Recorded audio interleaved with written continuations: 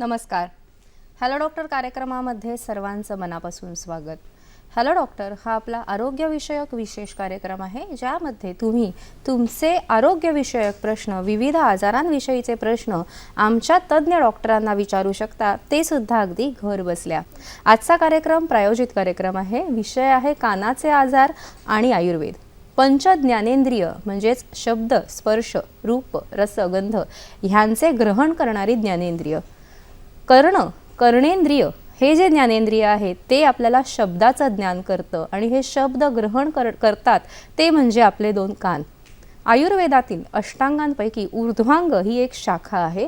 ऊर्ध्वांग म्हणजेच खांद्याच्या वर जे अवयव आहेत त्याविषयी आयुर्वेदामध्ये माहिती आढळते. त्यातच शालाक्य ही जी एक शाखा आहे आयुर्वेदातील ग्रंथांमध्ये, त्यामध्ये कानाच्या रचनेविषयी, कानाचे हेतू, विविध कानाचे आजार होण्याचे हेतू, निदान, पूर्वरूप, रूप, चिकित्सा, पंचकर्म, शल्यकर्म अशा विविध कानाच्या आजारांविषयी आपल्याला माहिती सापडते या शालाक्य तंत्रामध्ये.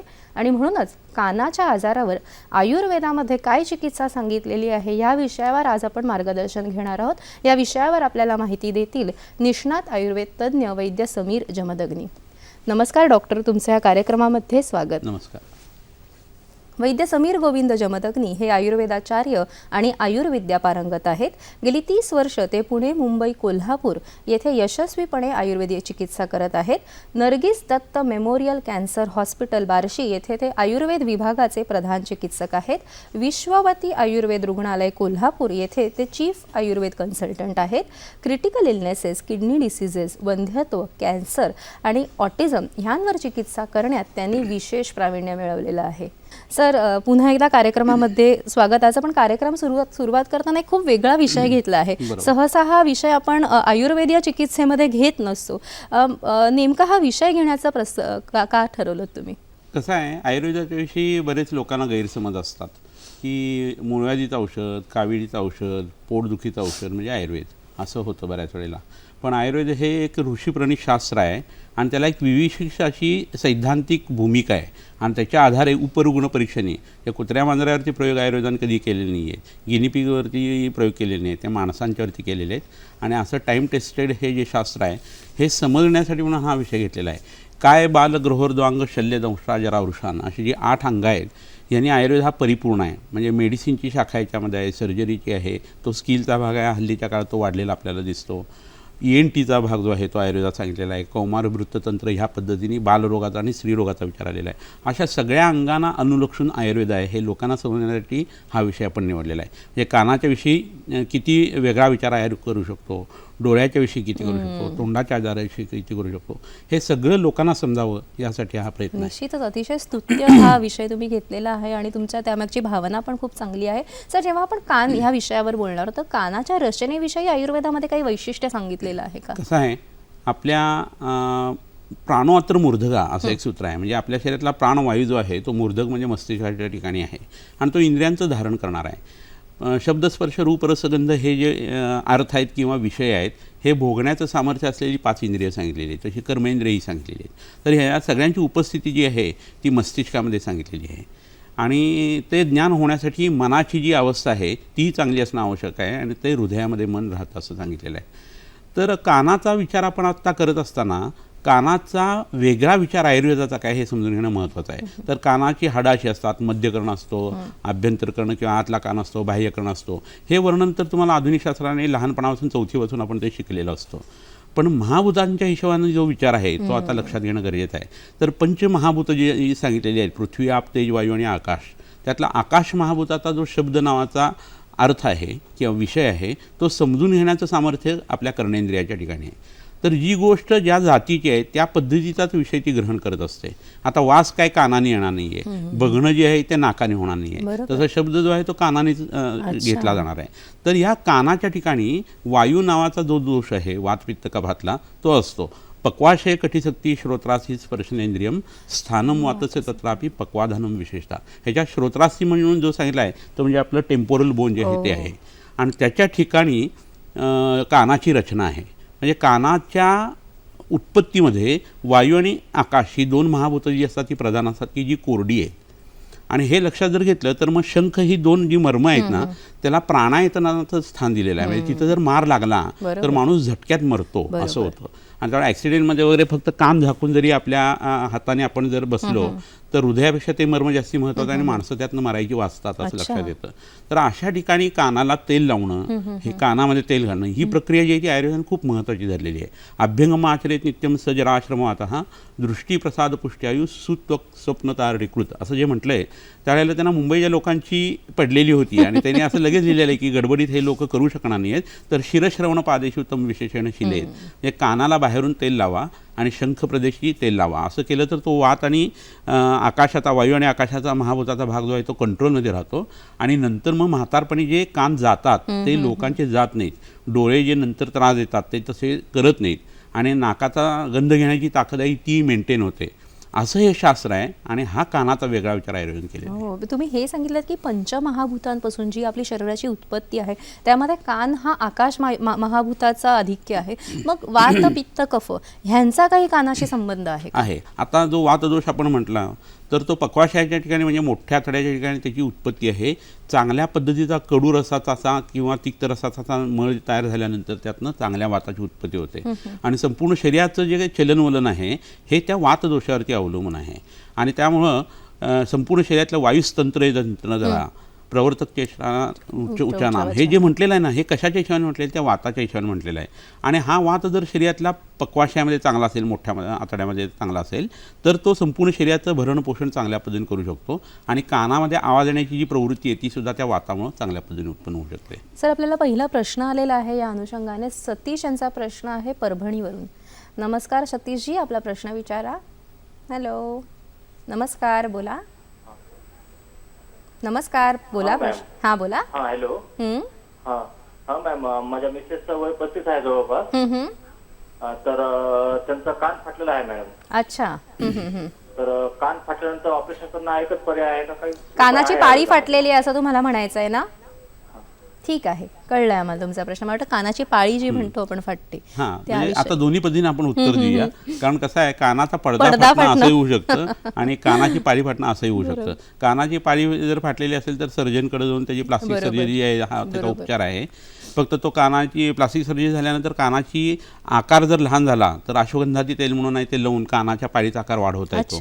किंवा बऱ्याच वेळा दागिने घातल्यानंतर ते जड झाले आणि जर कान फाटलेला असेल तर प्लास्टिक झाल्यानंतर तो कानाचा आकार जो आहे तो चांगला करण्यासाठी आयुर्वेदात उत्तम औषध आहे. आता कानाचा पडदा जर फाटलेला असेल तर त्याच्यासाठी जर काही बघायचं झालं तर आधी त्या स्त्रीची तपासणी व्हायला पाहिजे.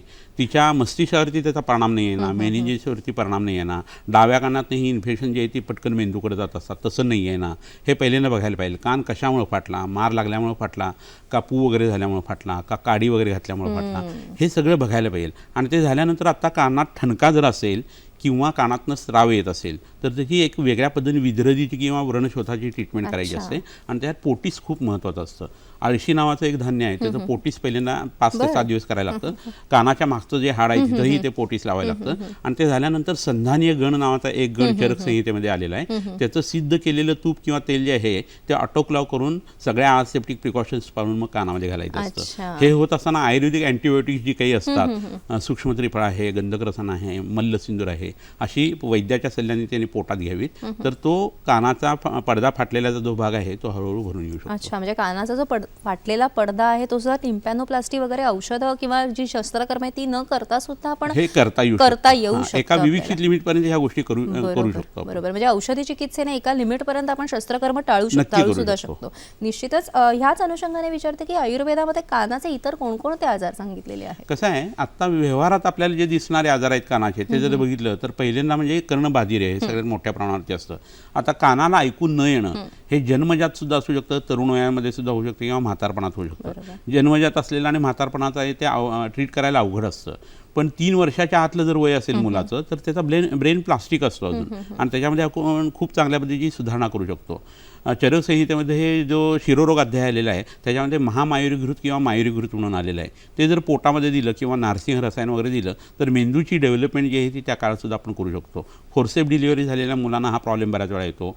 गोवर किंवा कांजिण्या झालेल्या असतील त्या आईला जर बाळ पोटात असताना तरी हा कानावरती असा परिणाम येऊ शकतो. वेगवेगळ्या अँटीबायोटिकचा परिणाम जो आहे तो मुलांच्या कानावरती येऊ शकतो. आणि काही वेळेला अननोन रिझन्समुळे सुद्धा म्हणजे दोष जे आहे ते तिन्ही दोषांचा प्रकोप झाल्या कारणाने ही गोष्ट घडते. तर ह्याच्यासाठी सुद्धा उपचार असतात, पण 3 वर्षाच्या आत ते दाम्पत्य आपल्याकडे येणं हे खूप गरजेचं असतं. म्हातारपण जर असेल तर त्यावेळेला कान जाणं किंवा बाधिरे जे आहे त्याची एक अवस्था असते. पहिल्यांदा कानामध्ये फक्त आवाज येतो आणि नंतर उच्चही श्रव म्हणजे जोरात बोललेलं तेवढं ऐकू येतं आणि नंतर कान जातो आणि बाधिरे उत्पन्न होतं. तर हा मुख्य आणि महत्त्वाचा घटक जो आहे तो आहे.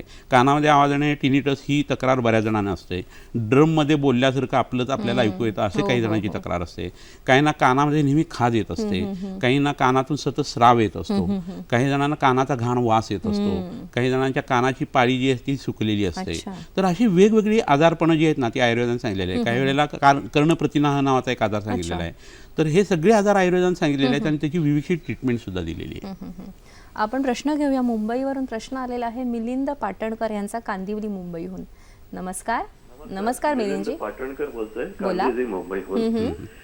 गेल्या 5-6 वर्षापासून माझ्या कानामध्ये आवाज ऐकू येतात, म्हणजे व्हिसलिंग साऊंड म्हणतात तसे. आणि कानाची तपासणी केली होती, कानातून मळ काढला होता. त्याच्यामुळे विशेष फरक पडल्यासारखा जाणवत नाही. आवाज येण्याचं अजूनही चालू आहे. वय किती आहे? त्याच्यासाठी आयुर्वेदिक उपचार. तुमचं वय किती आहे? तुमचं वय किती आहे? 66 वर्ष. 66 वर्ष तुमचं वय आहे. होय. ठीक आहे, धन्यवाद. सर काय सांगाल त्यांना? आता पहिली गोष्ट कशी आहे, कानामध्ये शिट्टी वाजल्यासारखा आवाज असं त्यांचं स्वरूप कानाच्या आजाराचं दिसतंय. तर 1 ते 16 वर्षापर्यंत वय हे बालवय आहे. त्यावेळेला कफाचं आधिक्य शरीरामध्ये असतं. 16 पासून साधारण 50 वर्षापर्यंत हे पित्ताचं वय असतं. आणि त्याच्यानंतर मात्र कानाला ऐकू कमी येणं, कानात आवाज येणं, रातकिडे ओरडल्यासारखा आवाज येणं, हे सगळे जे प्रकरण आहे ते 50शी नंतर बऱ्याच लोकांना सुरू होतं. पण तुम्ही एक गंमत लक्षात घ्या की वेगवेगळे आजार असतात, त्यांची मूलभूत कारणं आयुर्वेद खूप वेगळ्या ठिकाणी सांगतो. तर अशा आजारांमध्ये एका कानाच्या आजाराचं वर्णन आहे की कर्णनाद आणि कर्णक्षोड हे लक्षण मूळव्याध झाल्यानंतर आयुर्वेदाने सांगितलेलं आहे, आरशामध्ये सांगितलेलं आहे, पूर्वरूपात आणि रूपावस्थेमध्ये. तर या लोकांची जेव्हा आपण केस टेकिंग करतो आणि शहानिशा करून घेतो त्यावेळेला आपल्याला असं जाणवतं की यांच्या गुदमार्गामध्ये आरशाचे कोंब असतात किंवा यांना संडासला चपटी होत असते किंवा साफ होत नसते किंवा आव पडत असते. त्यामुळे संग्रहणी नावाचा आजार अतिसार म्हणजे खूप जुलाब होणं आणि त्याच्यावरती आरश किंवा मूळव्याध या तिन्हीपैकी एक काहीतरी घटना त्यांच्या वयाच्या 35 ते 45 वर्षाच्या दरम्यान झालेली असणार आहे आणि त्याचं मॅनिफेस्टेशन म्हणून त्यांना आता हा कानाचा त्रास होतो आहे.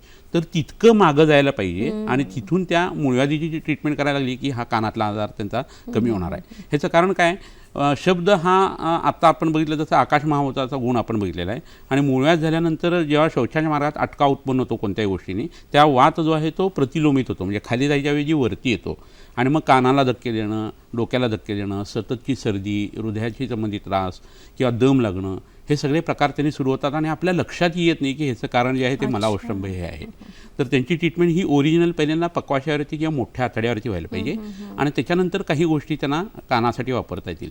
तर त्याच्यासाठी एक उत्तम वनस्पती मी इथं आणलेली आहे आणि माझ्या मते ती आपण आता बघूया. बरोबर. कर्ण जे त्यांना कानात शिट्टी येते त्याविषयी कोणती वनस्पती आपण वापरू शकतो याविषयी जाणून घेऊया. ही जी आपल्यासमोर आता वनस्पती दिसती आहे ही वरधारा नावाची वनस्पती आहे. समुद्र शोफ असं म्हणतात. ह्याचा एक गमतीशीर दुसरा फायदाही सांगतो की ह्याच्या पानाची भजी करून जर खाल्ली तर भजी करून सुद्धा वजन कमी करता येतं. हा एक वेगळा भाग म्हणून सांगितला. ह्याला निळ्या रंगाची खूप छान फुलं येतात आणि एक कडक बी येतं त्याला, तर त्याला समुद्र शोफाचं बी असं म्हणतात. हे पुरुषांना खूप उपयोगी पडणारं शुक्रधातू वाढवणारं असं वाजीकरण औषध सुद्धा आहे. तर त्या ज्या बिया आहेत या वनस्पतीच्या त्या तेलामध्ये तळून घ्यायच्या, कुटून तळून घ्यायच्या आणि तूप सिद्ध करायचं आणि ते जर कानामध्ये घातलं आठवड्यातून 2 ते 3 वेळेला तर मग कानामध्ये आवाज येण्याची ही प्रक्रिया जी आहे ती कमी होईल. च्यवनप्राशसारखं औषध आहे ते सकाळी उठल्या उठल्या त्यांनी खायला पाहिजे आणि त्याच्याबरोबर नारसिंह रसायन नावाचं औषध किंवा महामायुरीघृत हे त्यांनी संध्याकाळी जर घेतलं तर त्यांना खूप चांगल्या पद्धतीने आता त्यांच्या त्रास. पुन्हा एकदा सांगू शकता हे कसं वापरायचं? वरधारा नावाची ही वनस्पती आहे आणि ह्याचं बी जे असतं ते औषधासाठी उपयोगी आहे. पानं वापरली तरी चालतात पण बियांचा गुण हा जास्ती येतो आणि बियांचं चूर्ण समजा तुम्ही एक 25 ग्रॅम घेतलं तर त्याच्या चौपट त्याच्यात तूप घालायचं अच्छा. आणि तुपाच्या चौपट त्यामध्ये पाणी घालायचं आणि ते कढवायचं आणि फक्त तूप उरवायचं अच्छा. आणि गाळून ते कानामध्ये घालण्यासाठी वापरायचं. रोज साधारण 2 ते 3 थेंब किंवा आठवड्यातून 2 ते 3 वेळा जर हे वापरलं तरी ह्याचा उत्तम परिणाम येतो. निश्चितच. सध्या आंब्याचा मोसम जोमात आहे, मात्र हातापायांच्या भेगा आणि जर खाज येत असेल तर आंब्याच्या जो पानाचा चीक असतो तो तिकडे लावून त्याचा पण आपण जरूर उपयोग करू शकतो. ह्याशिवाय आंब्याच्या कोळीची पावडर जर आपण अर्धा चमचा तांदूळाच्या धुवणाबरोबर घेतली, जेवणापूर्वी घेतली, तर अंगावर पांढरं जाणं, स्त्रियांच्या विषयी अंगावर पांढरं जाणं किंवा रक्त जाणं हे सुद्धा कमी होऊ शकतं. ह्याचा आपण जरूर आपल्या जीवनामध्ये उपयोग करावा आणि आरोग्य चांगलं राहावं. सर, ब्रेकमध्ये जाण्यापूर्वी एक गोल्डन क्वेश्चन होता, कानात तेल घालायचं का? बरोबर. काय सांगाल? आता कसं आहे, वेगवेगळ्या पद्धतीने संशोधन केलं जातं. आधुनिक शास्त्राचे लोक ही संशोधन करत असतात, चांगली गोष्ट आहे, पण ते आयुर्वेदाच्या पद्धतीने होणं गरजेचं आहे. पेडियाट्रिशियन लोकांना ह्याचा विरोध असतो आणि हे त्यांच्या हिशोबाने बरोबर आहे. परंतु पहिली गोष्ट अशी की लहान मुलाचं वय हे कफाचं आहे आणि तो कफाचा काळ असल्याकारणानं लहान मुलांच्या कानात रोज तेल टाकायचं नसतं. अच्छा. प्रकृती मुलाची कफाची असेल तर मुळीच टाकलं नाही तरी चालतं, पित्ताची असेल तर कधीतरी टाकलं तर चालतं आणि वाताची असेल तर आठवड्यात 2 किंवा 3 वेळा टाकायचं आहे. आता ते तेल म्हणजे घाणेरडं कोणतं तरी, केस पडलेले आहेत, मुंग्या पडलेल्या आहेत, माती पडलेली आहे, असलं घाणेरडं तेल जे आहे ते वापरायचं आयुर्वेदाने सांगितलेलं नाही आहे. किंवा तुम्ही असं सांगा, लक्षात घ्या की वैद्याचे गुण सांगत असताना पहिल्यांदा काय सांगितलं आहे तर दक्ष तीर्थार्थ शास्त्रार्थी दृष्टकर्मा शुचिरभिषक. त्यातला शुचिर हा शब्द जो आहे तो आसेप्टिक प्रिकॉशन पाळणारा अशा अर्थाचा आहे आणि त्यामुळे ते तेल वापरायचं ते तिळाचंच वापरायला पाहिजे आणि तैल मूर्छना करायला लागत असते. तुम्ही संशोधनासाठी जे तेल घेतले ते आधी ते केले की नाही बघायला पाहिजे. निवडलेली कॅटेगरी जी ही मुलांच्यापेक्षा म्हाताऱ्या माणसांना आणि तरण्या लोकांना त्याचा उपयोग होणार हे लक्षात घ्यायला पाहिजे. तर लहान मुलांच्यावरती तुम्ही प्रयोग करणं इथं तुमचा हायपोथेटिकल आस्पेक्ट जो आहे तो चुकलेला आहे. त्यामुळे वैद्याच्या आधिपत्याखाली जर तुम्ही हे संशोधन केलं तर त्याचे परिणाम आयुर्वेदाने जसे सांगितलेले तसे दिसू शकतात. आता पुढचा प्रश्न असा आहे की कानात तेल का घालायचं? तर आकाश महाभूत जे आहे ते त्यात प्रधान आहे. आकाशाच्या ठिकाणी वायू असतो, वायू आणि आकाश ही 2 महाभूतं जी आहेत ती कोरडेपणा आणतात, म्हणून ते कानात घालायचा हा पहिला भाग. दुसरा भाग म्हणजे काय, आपण आपल्या कानामध्ये तेल ह्या पद्धतीचा विचार करून वैद्याकडे जाऊन घालून घ्यावं, संपूर्ण अंगाला लावावं आणि मसाज केल्यानंतर तुमची फिलिंग्स काय आहेत हे पहिल्यांदा तुम्ही स्वतः तपासून बघा. नंतर मुलांच्यावरती प्रयोग करा. मुलांच्यावरती करण्याच्या आधी ते तरुण वयातल्या लोकांच्यावरती आणि म्हाताऱ्या माणसांच्यावरती करा आणि हे केल्यानंतर मग तुम्हाला चांगल्या पद्धतीचे परिणाम जे आहेत ते दिसू शकतात. निश्चितच. आपल्याला पुढचा प्रश्न आहे पुण्यावरून सुधाकर आवटेजी प्रश्न विचारतायत. नमस्कार सुधाकरजी. नमस्कार डॉक्टर साहेब, पुण्यावरून सुधाकर आवटे बोलतोय. बोला. मला विचारायचं होतं की बऱ्याच वेळेला कानामध्ये आपल्या किडा जातो एखादा आणि आठवड्याला त्रास होतो आणि उपचार काय आठवड्याला करावे आणि काही वेळेला असं वाटतं की रात्री अपरात्री जर असं कधी झालं झोपेल तर आपण सुरुवातीला प्राथमिक उपचार काय करण्यात यावे? निश्चितच त्यावेळेला फार गोंधळ निश्चितच. झालेला हो होऊ शकतो. अगदी बरोबर तेवढं आहे. फक्त व्यवस्थित. धन्यवाद. अगदी खूप सर, सुंदर काय प्रश्न आहे सांगितलं? हा. हो, हो. कानाच्या पडद्याला जर छिद्र नसेल, कान आधी जर फुटलेला नसेल तर कानामध्ये निसंशयपणे त्यावेळेला तिळाचं किंवा गोड तेल जे आहे ते गरम करून घालायचं. त्या उष्णतेने आतली किड्याची हालचाल जी आहे ती थांबू शकते आणि नंतर जो कान आहे तो व्यवस्थितरित्या आपल्याला साफ करून घेता येतो. अच्छा. शुक्त किंवा व्हिनेगार जे आहे ते कानामध्ये घालून समुद्रफेन घालण्याची पद्धत पूर्वीच्या काळी अच्छा. असायची, पण आता जवळ कुठेही तुम्हाला मेडिकल एड उपलब्ध असू शकते आणि त्या ठिकाणी जाऊन तुम्ही हे उपचार करू शकता. पण अगदीच रिमोट प्लेसला असाल तर तुम्ही ते तेल गरम करून कानामध्ये घालणं हे इष्ट आहे. कानामध्ये घालायचं तेल जे आहे ते आपल्या गुडघ्यानं टिचकी वाजवताना जेवढा वेळ लागेल एवढा वेळ आयुर्वेदाने कानात ठेवायला सांगितलेला आहे आणि 1 ते 2 थेंब टाकून नंतर ते काढायला लगेच सांगितलेला आहे. हा भाग सगळ्यांनी लक्षात घेणं गरजेचं आहे. तुपामध्ये आणि तेलामध्ये आमदोष किंवा गंधदोष नावाचा दोष असतो, त्यासाठी आधी त्याची मूर्छना करायला सांगितली वेगवेगळ्या वनस्पतींनी आणि ते वनस्पतीचं मेडिकेटेड तेल जे आहे ते शुचिता पाळून मग नंतर ते कानामध्ये टाकायचं असतं. तर त्याचा फायदा आणि फायदाच होतो. 5000 वर्षापूर्वीपासून हा प्रकार जो आहे तो आपल्या भारतीय संस्कृतीमध्ये आहे. आत्ता जे डॉक्टर्स असं म्हणतात की कानात घालून त्यांनी ह्या सगळ्या गोष्टीचा विचार करावा आणि बहुतांशी त्यांच्या आजीने त्यांच्या कानामध्ये तेल घातलेलं असतं आणि म्हणूनच त्यांना चांगलं ऐकू येणं. आता ऐकू येणं हा जो प्रकार आहे, ऐकू न येणं, ह्याविषयी आयुर्वेदामध्ये काय सांगितले आणि कोणते उपचार सांगितले? बरोबर आहे. आता ऐकू न येणं ही प्रक्रिया मागाशी बघितली जशी लहान मुलांच्या बाबतीत जन्मजात असू शकते, म्हातारपणामध्ये सगळीच इंद्रिय थकत असतात त्यामुळे ह्या गोष्टी घडत असतात.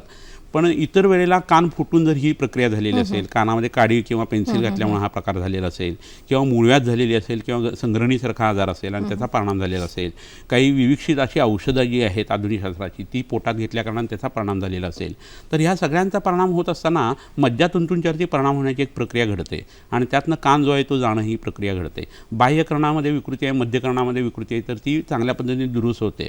परंतु जेव्हा मज्जातंतूशी संबंध त्याचा येतो, ऑडिटरी नर्वशी संबंध येतो, त्यावेळेला मात्र खूप अनावस्था प्रसंग येत असतो. तर ती नर्व जर सुकलेली असेल तर ती रिजनरेट करण्याच्या हिशोबाने आयुर्वेदाने जे काही विचार केले त्यात रक्ताचा विचार प्रधान आहे. शरीरातली मज्जातंतू जर विकसित करायची असतील तर रक्त चांगलं तयार होणं हे गरजेचं आहे. कारण जिथं पित्तधारा कला आहे तिथंच मज्जाधारा कला आयुर्वेदाने सांगितलेली आहे. त्यामुळे पित्त चांगलं व्हायला लागलं, रक्त चांगलं व्हायला लागलं तर मज्जातंतू जे आहे ते वाढू शकतात.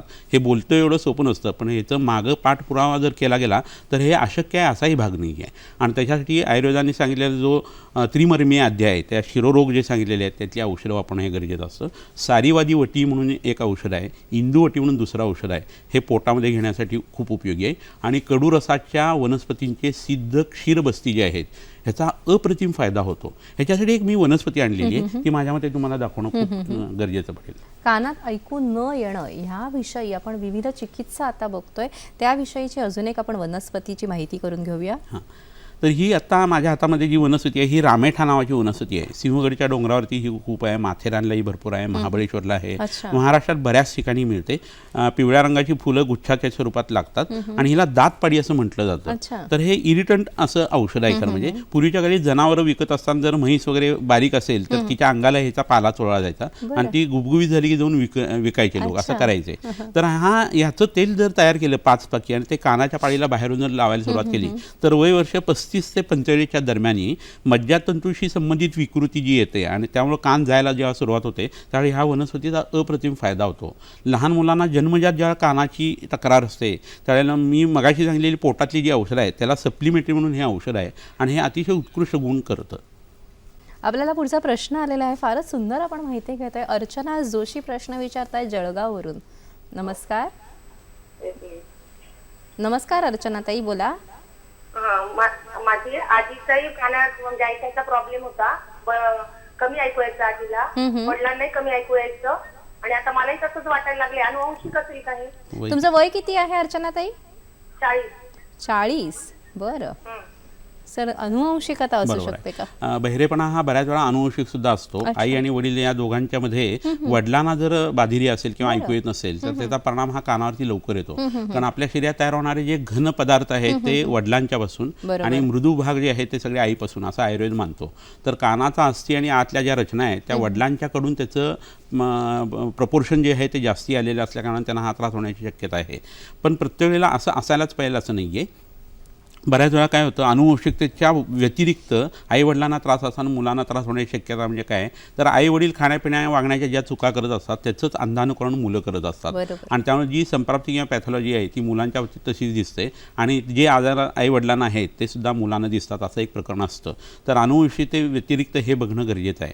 40च वय असल्याकारणाने त्यांनी च्यवनप्राशसारखं औषध जे आहे ते घ्यावं, प्रकृती जी आहे जवळच्या वैद्याला दाखवावी आणि बस्तीची ट्रीटमेंट जी आहे ती पोटामध्ये घेणं हे गरजेचं आहे. आता विषय कानाचा जरी असला तरी शालाक्य तंत्र म्हणजे नाक, डोळे, कान ह्या सगळ्यांचा आणि तोंडाचा संबंध हा कानाच्या आजाराशी येतो. तर गंडूश धारण आणि कवल धारण असा एक भाग जो आहे तो आयुर्वेदात सांगितलेला त्यांनी करावा.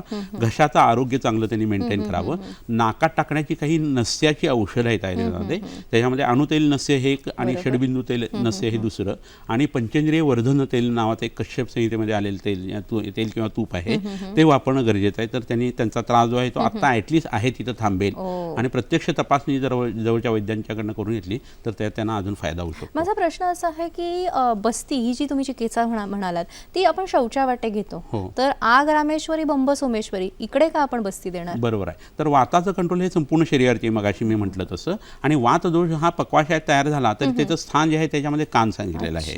आता पक्वाशयामध्ये अस्थिधारा कला सुद्धा सांगितली आहे, म्हणजे जिथं मळ किंवा पुरुष तयार होतो तिथं सूक्ष्म रूपात आयुर्वेद म्हणतो की हाडं तयार होतात. आणि त्यामुळे बघा तुम्ही की जुलाब खूप झाले तर कॅल्शियम डेफिशियंट होऊन पायामध्ये हे पेटके पेटके यायला येतात. बरोबर, लागतात अगदी आणि कॅल्शियम दिलं की ते पेटके जातात. हां. म्हणजे तुम्हाला आपोआप समजेल की पक्वाशयाच्या ठिकाणी अस्थिधातू उत्पन्न होतात. हे आयुर्वेदाचं म्हणणं काय आहे. अशी विचित्र म्हणणी आयुर्वेदाची आहेत आणि त्याची खूप टिंगल टवाळी लोकांनी उडवलेली आहे. ह्याचं दुसरं एक क्लासिकल उदाहरण देतो की आमाशयाश्रम पित्तम रंजकम रसरंजनात असं एक सूत्र सांगितलेलं आहे.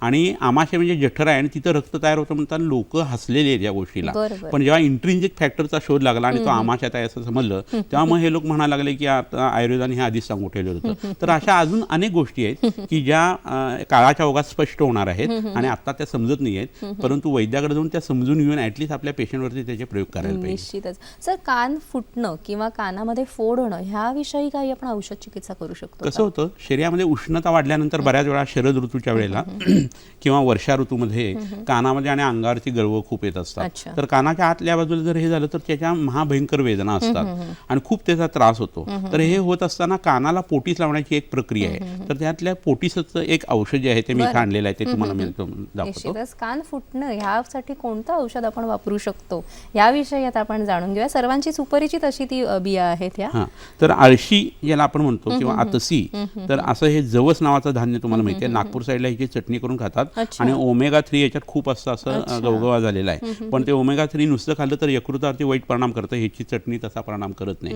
हृदयाशी संबंधित आजार असताना ह्याचं तेल अंगालाही लावता येतं आणि हे जे आहे ते पोटिसासाठी खूप उपयोगी आहे. तर आळशीचं पोटीस तयार करत असताना त्यात हळद, तेल आणि मीठ घालायचं आणि पाणी घालून ह्याचं पावडर करून ते शिजवायची आणि नंतर संपूर्ण कानावरती स्टायलॉइड प्रोसेस म्हणून मागचा हाडाचा भाग आहे तिथंपर्यंत ह्याचा पोटीसाचा भाग यायला पाहिजे.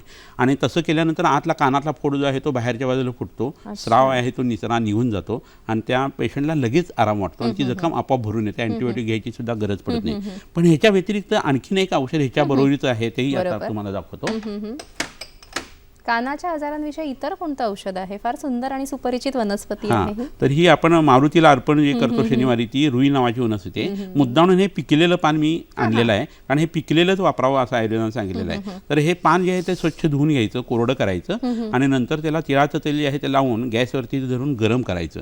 गरम केल्यानंतर त्याचे तेलाचे जे थेंब पडतात ते स्वच्छ ड्रॉपरनी आपल्या कानामध्ये 1 किंवा 2 थेंब कान फुटल्यानंतर पोटीस केल्यानंतर हा प्रकार करायचा. अच्छा. पोटामध्ये दही भात वगैरे ह्या गोष्टी बंद करायच्या उत्पन्न करणाऱ्या, की कानातली वेदनाही पटकन जाते आणि कानातलं गुळू जे आहे ते सुद्धा पूर्णतः बरं होतं. बरोबर. हे आपण आता बघितलं की कानाला फोड येणं किंवा कान फुटणं ह्याविषयी अनेक रुग्ण आपल्याकडे येतात. कानात सतत खाज येत असते आणि त्याने अतिशय रुग्ण तो बेजार झालेला असतो. ह्याच्यामध्ये आपण काही मदत करू शकतो? बरोबर आहे. कान खाजणं हे फारसं बरं नव्हे असं आयुर्वेदाचं म्हणणं आहे. बहिर्मुख स्रोतस जे आहेत किंवा डोळे खाजणं, तोंडाला खाज येणं ओठांना किंवा नाक खाजणं, कान खाजणं, हे मोठ्या आजारांची ही सुरुवात असू शकते. आणि शरीरामध्ये टॉक्सिन्स जेव्हा खूप वाढायला लागतात तेव्हा शौचाच्या मार्गातनं किंवा मूत्राच्या मार्गातून किंवा घामातनं जेव्हा ही विषय बाहेर पडू शकत नाहीत त्यावेळी ह्या गोष्टी घडत असतात. तर त्याचा विचार जो आहे तो कानाच्या हिशोबाने आता जेव्हा आपण बघतो तर कृमींच्या हिशोबाने त्याचा विचार करायला लागतो. पोटातले कृमी जे आहेत ते पडण्यासाठी पहिल्यांदा औषध दिली जायला पाहिजेत. आणि त्याच्याबरोबरीनं बस्ती ट्रीटमेंट म्हणून जी सांगितलेली आहे, कृमिघ्न बस्ती जे आहे ते वापरले जायला पाहिजेत. तर मग कानातली खाज ही कमी होऊ शकते. करंज तैल म्हणून जे सांगितलेलं आहे ते गरम करून जर कानात घातलं तरी कानातली खाज ही चांगल्या पद्धतीने कमी येते. सर, आपल्याला प्रश्न आलेला आहे. नेहा परदेशी प्रश्न विचारतायत. नमस्कार नेहा जी, आपका प्रश्न पूछिए. हाँ सर, मैम सर से बात करना है. हाँ बोलिए. हाँ, हमारा सवाल ऐसा है मैम कि हमारे मिस्टर को हाई बीपी है और डायबिटीज अभी जस्ट मालूम पड़ा हुआ है, तो इनके कानों में से शुरू करके ऐसा आवाज आता है. तो इस आयुर्वेदिक में कोई उपचार हो तो बता सकते हैं आप? धन्यवाद. उनकी उम्र क्या है? उनकी उम्र क्या है? उनकी उम्र 45 आहे. नेहाजी, आम्हाला तुमचा प्रश्न कळलेला आहे. त्यांच्या मिस्टरांना, त्यांचं वय 44 जवळजवळ आहे, रक्तदाब, उच्च रक्तदाब आहे आणि त्यांच्या कानातून आवाज येतो. त्यांना काही आपण मदत करू शकतो? बरोबर आहे. कसं आहे, रक्तदाब वाढणं ही प्रक्रिया जी आहे ना त्याच्यामध्ये बऱ्याच वेळेला रक्तपित्त नावाच्या आजाराची पूर्वरूपावस्था असते आणि त्याच्यामुळं रक्त बिघडल्या कारणानं, पित्तामुळं हा आजार उत्पन्न होतो. तर तिखट आंबट खारट खाणं, नॉन व्हेजिटेरियन खाणं जर होत असेल तर ते, रात्रीचं जागरण, जास्ती चिडकेपणा, अति पाणी पिणं, शौचाला लागले किंवा लगेला लागले आणि ते वेग अडवणं, अशी कारणं झाल्यानंतर युजली हा प्रकार जो आहे तो उत्पन्न होतो आणि बऱ्याच वेळा अनुवंशिकतासुद्धा त्या रक्तदाबाच्यामध्ये आढळते. तर रक्तात आणि पित्ताचा याचा खूप जवळचा संबंध आहे. तर त्यांनी रक्तमोक्षण आणि विरेचन हे पंचकर्मातले 2 भाग जे आहेत ते करून घेणं हे खूप उपयोगी आहे. त्याच्याबरोबरीनं सर्पगंधा चूर्ण किंवा मुक्ता वटी नावाची एक गोळी मिळते. ती जर त्यांनी सकाळी आणि संध्याकाळी घेतली तर त्यांचा रक्तदाब जो आहे तो आता आहे त्याच्यापेक्षा नॉर्मल होऊ शकतो आणि कानातला आवाज कमी होऊ शकतो. सुवर्ण भूपती नावाचं एक औषध आहे, ते पोटामध्ये जर गुळवेल सतावरवर त्यांनी घेतलं दोन्ही जेवणाच्या नंतर तर कानातला त्यांचा आवाज जो आहे तो कमी होऊ शकतो. आणि त्याच्याबरोबरीने दशमूळ आणि धानवंतर तेलाचे बस्ती पंचकर्मातले जे आहेत ते एकदा वमन आणि त्यांचं विरेचन आणि रक्तमोक्षण झाल्यानंतर त्यांनी जर केलं तर त्यांच्या कानातला आवाज हा कमी होऊ शकतो. हे सगळं होत असताना डोक्याशी संबंधित आजार होत असताना डोक्यानं गरम पाण्याने आंघोळ करण्याची लोकांना सवय असते. तर ते होऊ नये. डोक्यावरती पाणी घ्यायचं असेल तर कोमट किंवा गार घ्यायचं आणि खांद्यावरनं तुम्ही कोणतंही पाणी घेऊ शकता. या पद्धतीने आंघोळ केली जायला पाहिजे. तर ह्या गोष्टीचा विचार माझ्या मते त्यांच्या मिस्टरांनी करावा. बरोबर, निश्चितच. सर, जेव्हा आपण म्हणतो कानाचे आजार तेव्हा थोडासा कानाच्या आजारांविषयी प्रश्न न विचारता आपल्यामध्ये आपल्या संस्कृतीमध्ये एक संस्कार आहे तो म्हणजे लहान मुलाचे कान टोचण्याचा. ह्याचा आरोग्याशी काही संबंध आहे का? खूप जवळचा संबंध आहे की लोकांना बऱ्याच वेळा असा प्रश्न पडतो की आयुर्वेदामध्ये व्हॅक्सिनेशन आता लसीकरण जसं असतं तसं काय आहे. तर लोकांना आयुर्वेदाविषयी कल्पना फारशी नसते. तर लेहन विधी जो म्हणून एक कश्यप संहितेमध्ये सांगितलेला आहे, सुवर्ण, वचा, ब्राह्मी, शंखपुष्पी अशा काही वनस्पती आहेत किंवा रिंगणीसारख्या लक्ष्मणेसारख्या काही वनस्पती आहेत, त्या उगाळून जर पोटामध्ये घेतल्या गेल्या मधाबरोबर आणि तुपाबरोबरती तर इम्युन सिस्टीम जी आहे ती ॲक्टिवेट होत असते.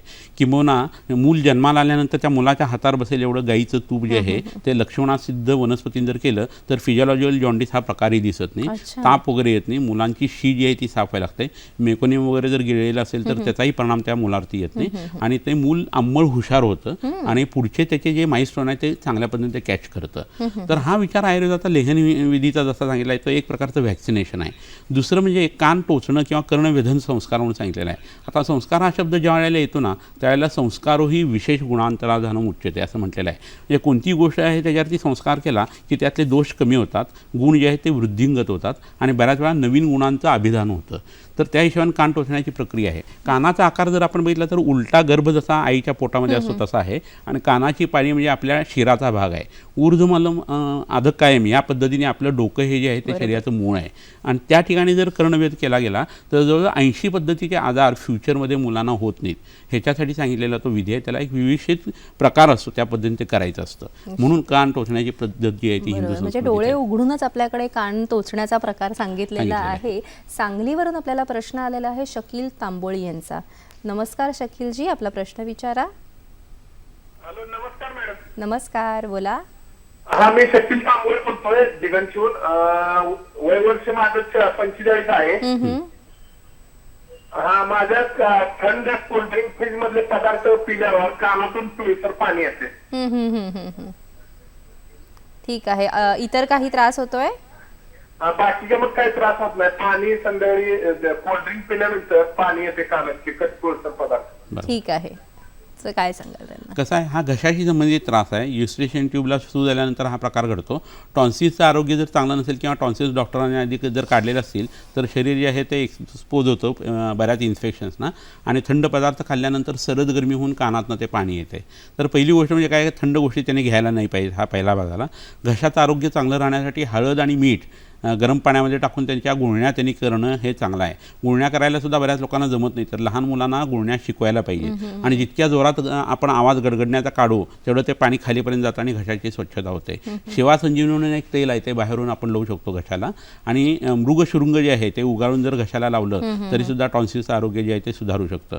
युस्ट्रेशन ट्यूबवरती हा जो प्राणायाम आहे तो जर घालवायचा असेल तर उज्जाई नावाचा प्राणायाम खूप उपयोगी पडतो. तो जवळच्या तज्ज्ञ व्यक्तीकडनं शिकून घ्यावा आणि त्याचा प्राणायामसुद्धा अशा पद्धतीने चांगला येऊ शकतो. ह्याच्याबरोबरीनं लसूण जो असतो आपला रेग्युलर खाण्यातला, त्या लसणाची एक पाकळी जी आहे ती कापसामध्ये गुंडाळायची सोलून आणि ती रोज रात्री कानामध्ये ठेवायची आणि दुसऱ्या दिवशी आठवणीने काढायची. असं जरी केलं ना तर मग त्याच्यामधलं जे सल्फर आहे, गंधक आहे, त्याचा परिणाम युस्ट्रेशन ट्यूबवरती चांगला येतो. फंगल इन्फेक्शन आतली कमी यायला लागतात आणि मग युस्ट्रेशन ट्यूबवरचा जो परिणाम आता त्यांना येतोय तोही सुद्धा कमी होऊ शकेल. डोळ्याशी संबंधित काही आजार असतील तर लेझोन लॅक्रिमल डक्टमधून पुन्हा ते सप्तपथाकडं ते दुखणं जे आहे ते जातं आणि आपल्या घशामध्ये ही सगळी स्रोतसं किंवा पोकळ्या एकत्र आलेल्या असतात. त्यामुळे डोळ्याचा त्रास जो आहे तो कानावरती होऊ शकतो, नाकाचा त्रास आहे तो कानावरती होऊ शकतो, तोंडाचा किंवा दात किडलेल्याचा परिणाम कानावरती येऊ शकतो, कानाचा परिणाम घशावरती येऊ शकतो, घशाचा परिणाम कानाचा परिणाम नाकावरती येऊ शकतो, असं हे सगळं प्रकरण आहे. त्यामुळे सळी कुठनंही जर घातली तर दुसरीकडनं ती सळी निघते, असं हे छिद्र आहे शरीरातली. आणि म्हणून या तंत्राला शालाक्य तंत्र असं म्हटलेलं आहे ENTला आयुर्वेदामध्ये, की त्या शलाका यंत्राचा फार वापर करायला लागतो. अच्छा. तर त्या हिशोबाने ह्या संबंधित ज्या गोष्टी आहेत त्याचा संबंध जर कानाशी आहे. पण असं असताना एखादा माणूस स्थूल खूप आहे तर त्याच्या शरीरामध्ये कानाच्या संबंधाने आजार होण्याची शक्यताही जास्ती असते. कारण आरश किंवा मूळव्याध आणि स्थूलपणा हे हातात हात घालून येतात. तर ह्याचाही विचार करायला लागतो. बऱ्याच वेळेला मनाशी संबंधित जे आजार असतात त्याची जी औषधं असतात त्याचा परिणामसुद्धा कानावरती येऊ शकतो.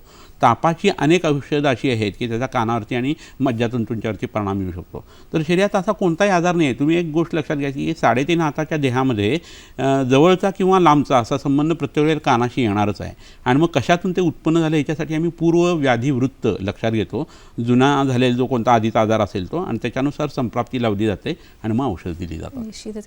सर, पण अनेक वेळेला असं होतं की म्हणजे काही रुग्ण आपल्याकडे येतात आणि अगदीच एक टिपिकल प्रश्न असतो की माझाच आवाज मला असा कानाच्या ड्रममध्ये ऐकू येतो. बरोबर आहे. हा काय प्रकार आणि ह्यावर काही चिकित्सा होऊ शकते बरोबर का? आहे. तर हा कर्णप्रतिनाह नावाचा विकार आहे आणि त्याच्यामुळं स्वतःचा आवाज स्वतःच ऐकल्यासारखं असं ऐकू येतं आणि लोक त्याने हैराण झालेली असतात. तर वायूची जी गती आहे ती प्रतिलोमित झालेली जर नॉर्मल केली गेली आणि कफाच्या संबंधाने जी सूज आहे ती जर कमी केली गेली तर उत्तम पद्धतीचा परिणाम ह्या लोकांच्यावरती येऊ शकतो. तर पुनर्नावाचं नावाचं एक औषध आहे ते पोटामध्ये ह्या पद्धतीने घ्यायला पाहिजे. मगाशी सांगितलं तसं आळशीचा उपनाह किंवा पोटी जे आहे ते कानाला लावणं हे एक इष्ट आहे. आणि त्याच्यावरून काही आस्थापन बस्ती नावाची बस्तीची कल्पना आयुर्वेदात सांगितलेली आहे. ती जर केली गेली तर कानात हा आवाज घुमण्याची प्रक्रिया जी आहे ती कमी यायला लागते. याच्याबरोबरीनं मेंदूला सूज आल्यानंतर वेगवेगळ्या पद्धतीची औषधं आयुर्वेद देतो. म्हणजे मेनिंजायटिस वगैरे झाल्यानंतर किंवा तिथं सूज आल्यानंतरची जी औषधं आहेत त्याची औषधंसुद्धा या आजारासाठी उपयोगी पडतात. त्यासाठी मांस्यादी कषाय नावाचं एक औषध आहे.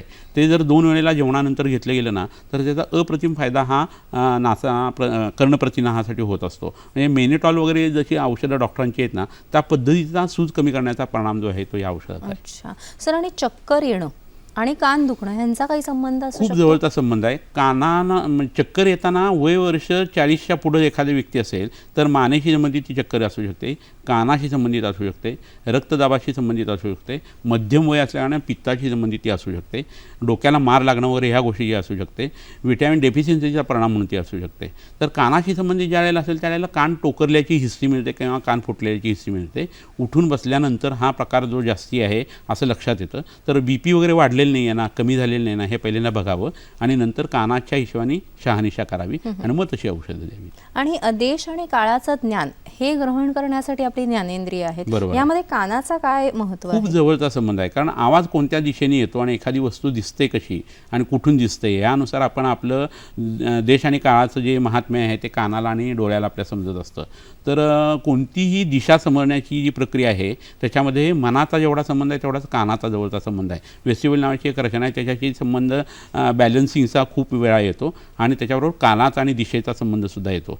तर कान चांगलं राहण्यासाठी म्हणून आयुर्वेदाने बस्ती आणि कर्णपुरण ही ट्रीटमेंट सांगितलेली आहे. तर जेवढं तुम्ही त्याला तेलाचा मारा कराल एका विवेक्षित वयानंतर आणि कर्णपुरण ही ट्रीटमेंट म्हणून बघाल तेवढा त्याचा परिणाम जो आहे तो तुमचे कान शेवटपर्यंत चांगले राहण्यापर्यंत येऊ शकतो. अच्छा सर, आणि अनेक वेळेला असं असतं की जन्मजातच कानाची पाळी ही लहान असणं किंवा वाकडी तिकडी असणं ह्यावर आपण काही आयुर्वेदिक उपचार करू शकतो का? बरोबर आहे. कर्णपिप्पली आणि कर्णतंत्रिका नावाचा एक आजार सांगितलेला आहे. वायरसारखे किंवा तारेसारखे सुद्धा कानाच्या पाळ्या असलेले लोक असतात किंवा पैलवान लोक जे असतात तेव्हा जेव्हा कुस्ती खेळत असतात तेव्हा कानाला धक्का लागला की प्रचंड वेदना होतात. तर सुपारी ठेवून कान दाबणं आणि मोडणं अशी प्रक्रिया कोल्हापूर साईडला बऱ्याच वेळा आपण बघतो. तर त्यावेळेस जो कानाचा आकार तयार केलेला असतो तसं नॅचरली जन्मजात बऱ्याच वेळेला असू शकतं. तर त्यासाठी कर्णपाली वर्धन तेल नावाचं एक तेल सांगितलेलं आहे की ज्याच्यामध्ये अश्वगंधेसारख्या वनस्पती आहेत आणि ते पौष्टिक तेल जे आहे ते कानाला लावून कानाची पाळी वाढवण्याचा प्रकार जो आहे तो पूर्वीच्या काळी केला जायचा. तो ह्याच्यासाठी खूप उपयोगी पडतो. आणि अनेक वेळेला कानाला घाण वास येतं असे अनेक रुग्ण कंप्लेंट करतात. तर त्याच्यामध्ये आयुर्वेदामध्ये काही चिकित्सा आहे कसं आहे, कृमींच्या संबंधाने ही दुखणी आहेत. कानातला मळ जो आहे तो अतिशय कटू विपाकाचा आणि कठोर रसाचा असतो आणि कान जर फुटण्याची प्रवृत्ती सतत असेल, फंगल इन्फेक्शन होत असेल तर कानाला घाण वास येण्याची शक्यता असते. तर त्यासाठी पोटीस करणं हा सगळ्यात महत्त्वाचा भाग आहे. आणि त्याच्याबरोबर चातुर्जात म्हणून 4 गोष्टी सांगितल्यात आयुर्वेदाने. तो गेला तमालपत्र आणि नागकेशर. त्यांनी सिद्ध केलेलं तेल जे आहे ते कानामध्ये घालणं हे उपयोगी आहे. रुईचं पान जे आहे त्याचं पोटामध्ये विडा घेण्याची एक पद्धत असते. चतकोर पान त्या रुईचं घ्यायचं आणि विड्याच्या पद्धती काही विविधशीर गोष्टी घालून जर खाल्ल्या गेल्या तर कानातल्या मळाचा वास जो आहे तो कमी होऊ शकतो. समुद्रफेन नावाचं जे एक औषध आहे ते कानामध्ये घातल्यानंतर आणि लिंबाचा रस जो आहे तो युक्तीने जर कानामध्ये स्वच्छ असा लिंबाचा रस घातला गेला तर कानातली घाण निघू शकते. किंवा ENT सर्जनकडे जाऊन कानातला मळ जो आहे तोही आपल्याला काढून घेता येऊ शकतो. कान धुण्याचे वेगवेगळे प्रकार असतात. त्याच्यात मूर्तुदाच्या पाण्याने जे कॉपर सल्फेट जे असतं त्यांनी कान धुण्याची एक प्रक्रिया आहे, ती केली तरी कानातला वास हा कमी होऊ शकतो. घाण वासाने हे पित्ताशी संबंधित लक्षण आहे. विसर्गंध आहे, तर पित्ताची ट्रीटमेंट म्हणून रक्तमोक्षण करणं आणि विरेचन करणं हे केलं तरी कानाचा वास कमी येतो. ॲडव्हर्टाईजमध्ये बघतो पण दररोज आंघोळ झाल्यानंतर कान साफ करायचे असतात. कितपत तथ्य आहे आणि आयुर्वेदामध्ये काय सांगितलेलं आहे? प्रत्येक कानाची गर्त जर आपण लक्षात घेतली तर ती व्ही शेप आहे. त्रिकोणाकार असा आत खालीपर्यंत तो खड्डा आहे. याचाच अर्थ असा आहे की कानात तयार झालेले जे वॅक्स किंवा मळ आहे ना ते कान फक्त चोळल्यानंतर सुद्धा निसर्ग बाहेर काढू शकतो. तर त्यामुळे प्रत्येक वेळेला कानामध्ये बड घालण्याची अशी गरज नाही आहे, त्याची सवय लागू शकते. आणि बऱ्याच वेळा कसं होतं, लोक आधी बारीक असतात, कानामध्ये मळ असतो आणि प्रचंड भूक लागत असते, कारण तो मळ आतल्या आत हल्ला की वेगस नर्व नावाची जी नर्व आहे त्याला स्टिम्युलेशन मिळतं आणि यांना खूप भूक लागते. म्हणजे खोटी भूक त्यांना लागू शकते. तर कान पोखरणाऱ्या लोकांना किंवा टोकरणाऱ्या लोकांना विनाकारण भूक फार लागणं असं प्रकरण दिसू शकतं. तर कानामध्ये काडी घालणं म्हणजे तो पार्थिव पदार्थ आहे, तर त्यांनी कोरडेपणा वाढणार आहे. तर त्याच्याऐवजी त्या बड जे आहे त्या तेलामध्ये बुडवून स्वच्छ तेलामध्ये निर्जंतुक अशा जर तुम्ही वापरल्या तर एक वेळ चालू शकेल. परंतु रोज उठल्यानंतर किंवा आंघोळीनंतर हा प्रकार करावा असं काही करू नये. आणि दुसऱ्याकडनं तर कान मुळी साफ करून घेऊ नयेत. लोकांना ही सवय असते, खेडेगावामध्ये हे खूप वेळा होतं. तर त्यासाठी डॉक्टर आहे त्यांच्याकडे जाऊन त्यांच्याकडनं ह्या गोष्टी साफ करणं हे जास्त योग्य आहे. कारण कानाच्या रचनेचा जर तुम्हाला अंदाज नसेल तर मोठा धोकादायक जखमा त्याच्यामध्ये होऊ शकतात आणि कान जाऊ शकतो. तर ते कृपा करून तुम्ही करू नका. सर पण कानात मळ जो असतो तो निर्माण का होतो?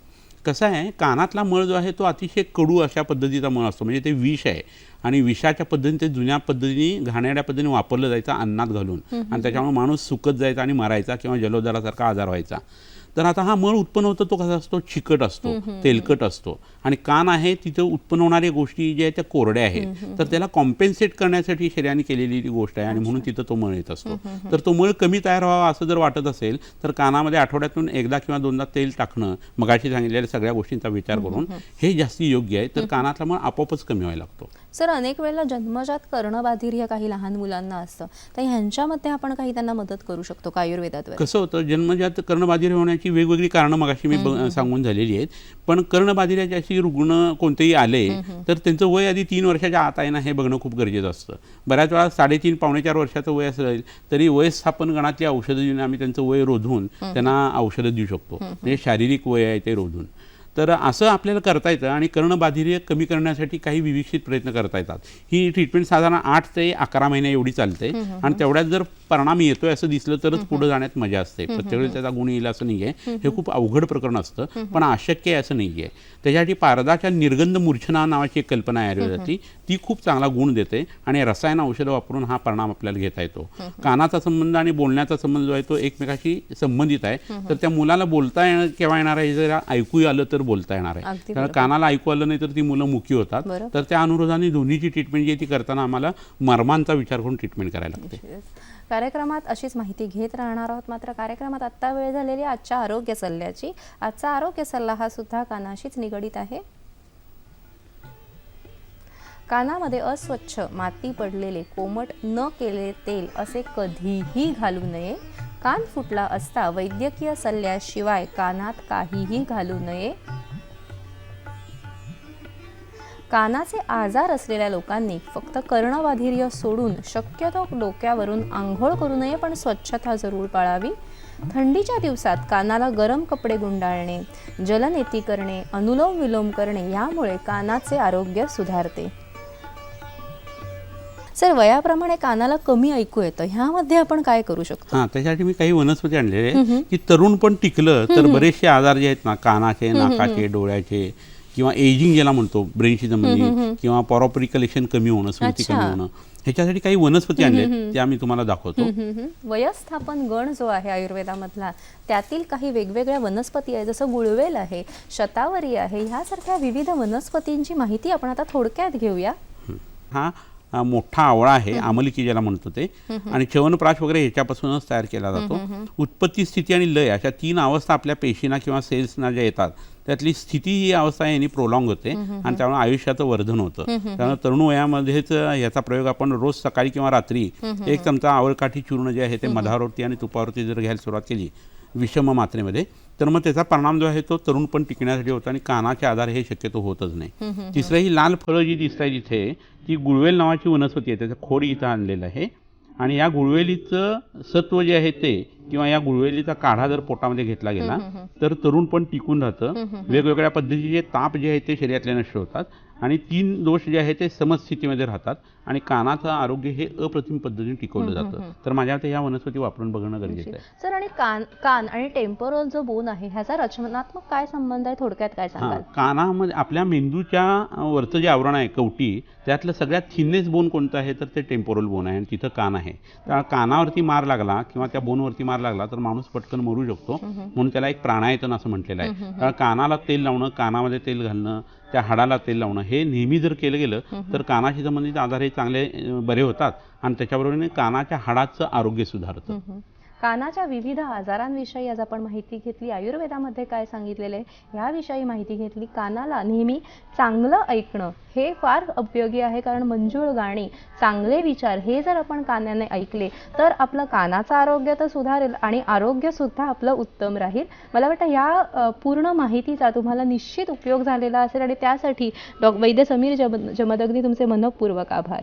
नमस्कार.